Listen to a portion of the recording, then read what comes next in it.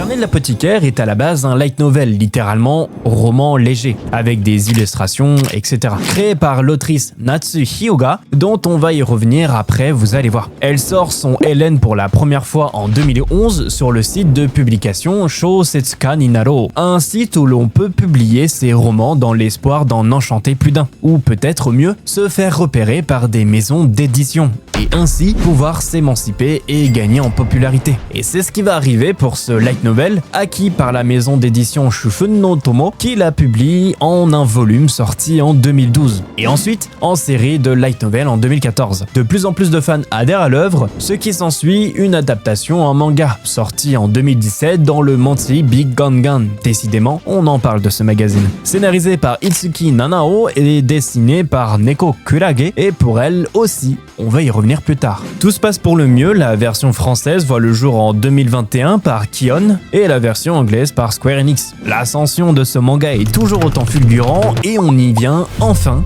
à l'adaptation en animé, produit par Toho Animation Studio et OLM. L'animé est diffusé en 2023 et la deuxième saison est actuellement en cours, ayant commencé en janvier 2025. La première saison de l'animé a adapté du tome 1, chapitre 1 au tome 8, chapitre 40. Comptant actuellement 24 épisodes disponibles sur Crunchyroll. La deuxième saison, elle, comptabilisera également 24 épisodes et s'arrêtera le 30 juin 2025 s'il n'y a pas de retard. Et au vu du nombre de tomes que la première saison a pu adapter, il se peut que la deuxième saison adapte tous les tomes disponibles, c'est-à-dire jusqu'au 14e tome. Mais on en reparlera après dans l'analyse car vous allez voir, ça va être intéressant également. Bon, pour l'instant, je parle, mais pour ceux qui ne connaissent pas les carnets de l'apothicaire, ils se demandent actuellement c'est quoi? Et bah c'est ce qu'on va voir maintenant.